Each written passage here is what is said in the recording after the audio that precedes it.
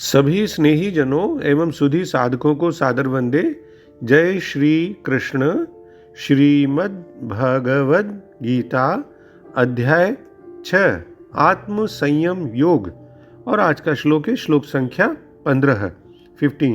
आइए इसका पठन वाचन करें और फिर इसके बहुत ही सुंदर सरल भाव को जानने, समझने और ग्रहण करने का प्रयास करते हैं। युञ्जन्नेवं सदात्मानं योगी नियतमानसः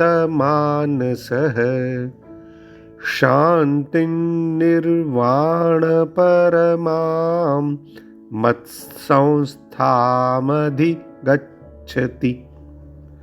इसका सरल शाब्दिक अर्थ इस प्रकार है।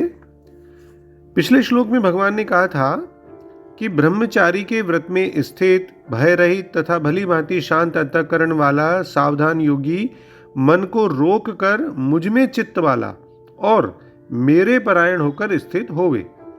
अब और आगे भगवान कहते हैं कि इस प्रकार वश में किए हुए मन वाला योगी इस प्रकार आत्मा को निरंतर मुझ परमेश्वर के स्वरूप में लगाता हुआ मुझ में रहने वाली परमानंद की पराकाष्ठा रूपी शांति को प्राप्त होता है।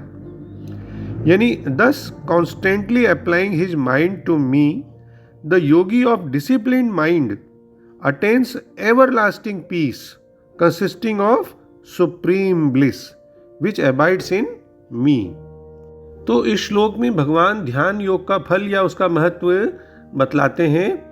तो सबसे पहले हम पदच्छेद के माध्यम से संस्कृत शब्दों का हिंदी अर्थ देख लें।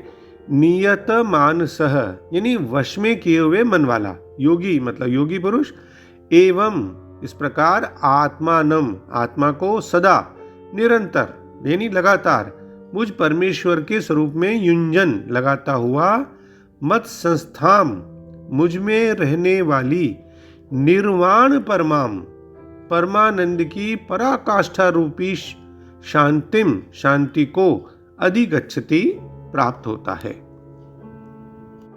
तो हम सबसे पहले आदि शंकराचार्य जी के शब्दों में इसका भाव और अर्थ देख लें कि वो लिखते हैं कि अब योग का फल भगवान कहते हैं कि नियत मन वाला योगी यानी जिसका मन जीता हुआ है ऐसा योगी, और जैसा अभी बताया भगवान ने पिछले श्लोकों में, उस प्रकार से सदा आत्मा का समाधान करता हुआ यानी मन को परमात्मा में स्थिर करता हुआ मुझ में स्थित निर्वाण दायिनी शांति को, यानी जिस शांति की परम निष्ठा अंतिम स्थिति क्या है, मोक्ष है, उस शांति को, एवं जो मुझ में स्थित है, मेरे अधीन है, ऐसी शांति को प्राप्त होता है।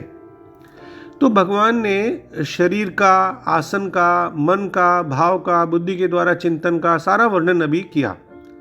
अब भगवान इस श्लोक में ध्यान की विधि के अंतिम चरण का वर्णन अपने प्रिय मित्र अर्जुन के साथ करते हैं। तो भगवान कह रहे हैं कि जो पिछले श्लोकों में उन्होंने गुण बताए, उन गुणों से संपन्न साधक अपने आंतरिक और बाहरी जीवन में एक सामंजस्य स्थापित करके एक अलौकिक क्षमता को प्राप्त हो जाता है, और ऐसा संयमित मन का पुरुष लगातार सतत साधनारत हुआ परम पद को प्राप्त होता है। सदा मतलब हमेशा, लेकिन हमेशा का मतलब ये नहीं है कि आप अपने परिवार के प्रति, समाज के प्रति, देश के प्रति अपने जो भी कर्तव्य हैं उनकी उपेक्षा करना लग जाए, ऐसा नहीं है। सदा, लगातार, निरंतर, उसका मतलब ये है कि प्रतिदिन के ध्यान के अभ्यास के समय से, यानी आपको रोजाना अभ्यास करना चाहिए ध्यान का, सीधी बात है। पूरी लगन से ध्यान करने पर साधक पूर्ण शांति का अनुभव करता है, और यह शांति क्या है? ये शांति ही तो परमात्मा का स्वरूप है। देखिए, शरीर में, मन में, बुद्धि में, इन सब में उत्तेजना होती है, एक्साइटमेंट, इरिटेबिलिटी, चंचलता, अनस्टेबिलिटी, डिस्टर्बेंसेज, ये सब होते हैं, इन्हीं में होते हैं, तीनों में, शरीर, मन, बुद्धि वगैरह में। लेकिन आत्मा तो इन सब से अलग है, उनमें तो इन सब चीज़ों का अभाव है। आत्मा तो इन सब उपाधियों से परे है। तो भगवान का ये कहना कि योगी मुझ में स्थित परम शांति को प्राप्त हो, उसका मतलब ही यही है कि भगवान इस प्रकार की शांति को प्राप्त करे कि जो मतलब उसके परमात्मा के स्वरूप में उसको एक तरह से लीन कर दे और वो बिल्कुल ऐसी अनुभव करे जैसी उसने कभी जीवन में अनुभव नहीं करी हो। देखिए, भगवान श्री कृष्ण तत्व का जब ज्ञान कराते हैं ना, तो उसमें भाषा की भी कई बार अपनी सीमा आ जाती है, असमर्थता आ जाती है, और फिर अर्जुन की भी है तो और दूसरे लोगों की भी एक सीमित योग्यता भी होती है। इसलिए वो शांति को यहाँ एक विशेषण देते हैं।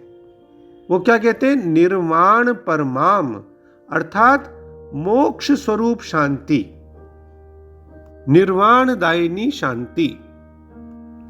इसका क्या मतलब हुआ कि जब योगी का मन बाहरी विषयों से, जितने भी मटेरियलिस्टिक वर्ल्ड की जो चीजें हैं, सेंस ऑब्जेक्ट्स हैं, सेंस, उन सारे विषयों से पूर्णतया निवृत्त हो जाता है, तब जाकर के वो उस शांति का अनुभव करता है जो उसने आज तक इस मटेरियलिस्टिक वर्ल्ड में, सांसारिक जगत में, बाहरी जगत में कभी अनुभव नहीं की थी, कल्पना भी नहीं की थी। क्यों? क्योंकि वह पुरुष इस वक्त जो परम पुरुष है, परमात्मा है, उनके सत्य स्वरूप के साथ एकाकार हो जाता है। यही वो शांति है। तो ध्यान के अंतिम चरण में योगी अपने शुद्ध स्वरूप का साक्षात अनुभव करता है। कैसे? तद रूप होकर, भगवत स्वरूप होकर ही करता है, परमात्मा के साथ एकाकार होकर। ये एक अद्वैत अनुभूति है, और इसी का तो वर्णन संपूर्ण गीता में किया गया है। तो बिल्कुल सरल शब्दों में, दूसरे शब्दों में इसका भाव देखें तो इस प्रकार शरीर, मन तथा कर्म में निरंतर संयम का अभ्यास करते हुए संयमित मन वाले योगी को इस भौतिक अस्तित्व की समाप्ति पर भगवत धाम की प्राप्ति हो जाती है, जैसा कि स्वामी श्रील प्रभुपाद जी लिखते हैं। देखिए, योगाभ्यास किसी भौतिक सुविधा की प्राप्ति के लिए तो करते नहीं है। इसका उद्देश्य तो उल्टा भौतिक संसार से विरक्ति प्राप्त करना है, ताकि अनुरक्ति भगवान की तरफ, परमात्मा की तरफ हो जाए। तो भगवान कहते हैं योगी नियत मानस, यानी वो इंसान, वो मनुष्य जिसका मन पर अधिकार है, वही तो नियत मानस है। और जैसा कि अभी देखा हमने पदच्छेद में, युंजन आत्मानम, इसका मतलब यही है कि मन को संसार से हटाकर परमात्मा में लगाते रहना चाहिए। और फिर आया सदात्मानम ना, तो सदा का मतलब ये है कि प्रतिदिन नियमित रूप से निरंतर ध्यान योग का अभ्यास करना चाहिए। और फिर इस ध्यान योग का आपको फल क्या मिलेगा? शांतिम निर्वाण परमाम मत संस्थाम अधिगच्छति, यानी भगवान में जो वास्तविक स्थिति है, वो स्थिति जिसको प्राप्त करने के बाद फिर कुछ भी प्राप्त करना आपको बाकी नहीं रहता, वही तो यहाँ निर्वाण परमा शांति कहा गया है। तो ध्यान योगी ऐसी निर्वाण परमा शांति को प्राप्त हो जाता है। देखिए, दो स्थिति होती है ध्यान योग में, जैसा कि स्वामी रामसुखदास जी महाराज लिखते हैं कि ध्यान योग में पहले तो आती है एक निर्विकल्प स्थिति, कि जिसमें आपको बस परमात्मा की तरफ पूरा ध्यान, एकाग्रता हो जाती है। फिर उसके बाद आता है निर्विकल्प बोध, अनुभव होता है। तो इस निर्विकल्प बोध को ही यहाँ निर्वाण परमा शांति नाम से कहा गया है। एक तो होता है त्याग वाली शांति, उसमें भी मिलती है आपको, जैसे त्यागात् शांतिरनंतरम वाली बात में। और एक होती है परमात्म तत्व की प्राप्ति, जिसे कहते हैं परम शांति।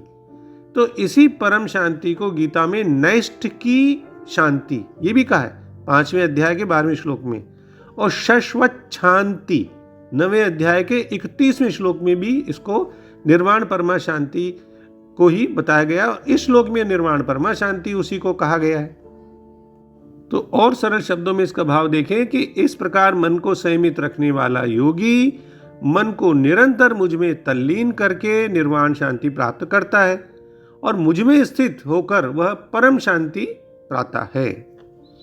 संसार में ध्यान की बहुत सारी पद्धतियां हैं, तो हमें व्यक्तिगत अभ्यास करना हो तो किस पद्धति को अपनाएं? तो भगवान श्री कृष्ण ने तो बहुत सरलता से समाधान कर दिया। उन्होंने कह दिया कि साधना का लक्ष्य सिर्फ और सिर्फ भगवान ही होना चाहिए। साधना का लक्ष्य ये नहीं है कि हम और ज़्यादा कंसंट्रेट होएं, फोकस्ड रहें, एकाग्रता बढ़ जाए, ध्यान को बढ़ जाए, ऐसा नहीं। मन को शुद्ध करना भी तो है साधना का लक्ष्य। और मन की शुद्धता कब संभव होगी? जब हम इसे एक परम शुद्ध तत्व पर स्थिर करें। और ऐसा परम शुद्ध तत्व कौन? वो तो स्वयं भगवान ही है। इसीलिए तो शुद्ध तत्व की बात आई, इसीलिए तो 14वें अध्याय के 26वें श्लोक में वर्णन किया गया है कि भगवान प्रकृति के तीनों गुणों से परे हैं, गुणातीत हैं। तो जब कोई मनुष्य अपने मन को भगवान में स्थिर करता है तब वह भी तो प्रकृति के तीनों गुणों से ऊपर उठकर गुणातीत हो जाता है। इसलिए प्राणों पर ध्यान करने की क्रिया को लोकातीत भी कहा जाता है। लेकिन वास्तविक इंद्रिय अतीत साधना केवल भगवान में ध्यान को स्थिर करना है। लेकिन सवाल तो यह है कि हम रोजाना ध्यान में बैठ भी जाएंगे तो परमात्मा का ध्यान में हम कैसे डूबेंगे, कैसे वहां तक ध्यान को बनाए रखेंगे, स्थिर कैसे करेंगे, और वो भी थोड़ी और देर तक, मतलब अगर स्थिर करना हो तो कैसे करेंगे। तो भाई उसके लिए हमारे को दैनिक अभ्यास की जरूरत है। दैनिक जीवन की में भगवान को किसी न किसी रूप में याद करें, भगवान की दिव्य विशेषताओं को, नाम को, गुणों को, रूपों को, लीलाओं को, उनके धामों को, वहां पर ध्यान का लक्ष्य बना सकते हैं अपन दैनिक जीवन में। तो फिर ध्यान में जब बैठेंगे तो परमात्मा का ध्यान आएगा। संत महात्मा जो दिव्य शक्ति से जो भरे हुए हैं भगवान की, ये सब भगवान से अभिन्न है, क्योंकि उनकी सभी दिव्य शक्तियों से वो परिपूर्ण है। उनका भी आप ध्यान कर सकते हैं। भक्ति की परंपराओं में कितना बताया गया है भगवान के ध्यान के बारे में। रामचरितमानस में कहा गया है कि इस कलयुग में तो भगवान का नाम ही एक आधार है। और ये भी कहा है वहां तो रामचरितमानस में कि ब्रह्म राम ते नामु बड़ बड़दायक बड़दानी। अरे भगवान का नाम तो स्वयं भगवान से बड़ा है। इसलिए भगवान को याद रखने के लिए हमेशा उनके ऊपर ध्यान अच्छे से अच्छा टिके रहे। तो भगवान का नाम लेना तो बहुत सरल उपाय है। कहीं भी चलते फिरते उठते बैठते आप सहजता से ले सकते हो। और ये हमारे सनातन धर्म में अपनाया भी हुआ है। हम कहीं भी कोई बात आती है तो कहते हैं हे राम, ऐसा कैसे हो गया।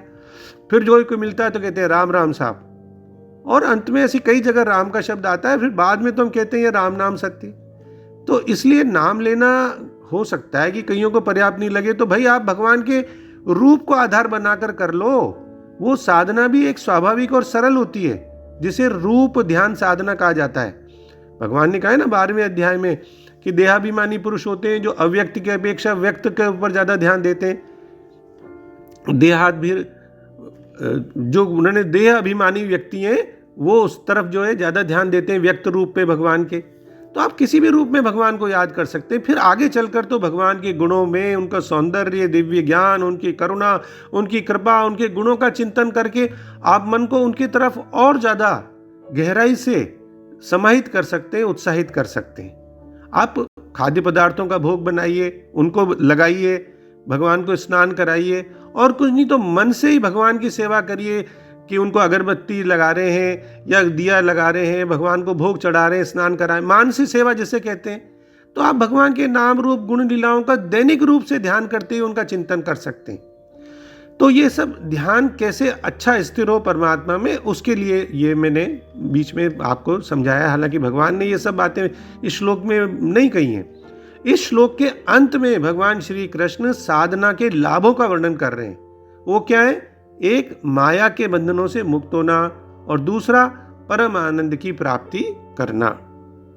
ध्यान योग परम शांति और मुक्ति की ओर ले जाता है, और यह आत्मा की शांति है, भगवान के स्वरूप की शांति है। ये सांसारिक जीवन के जो क्षणभंगुर सुख है, आनंद है, और उनसे जो हमें थोड़ी देर के लिए शांति मिलती है, वो नहीं है। ज्ञानी पुरुष केवल सर्वोच्च शाश्वत शांति की खोज करते हैं, और ऐसी शांति और आनंद प्राप्त करने के लिए आत्म संयम और निरंतर ध्यान अभ्यास की आवश्यकता है।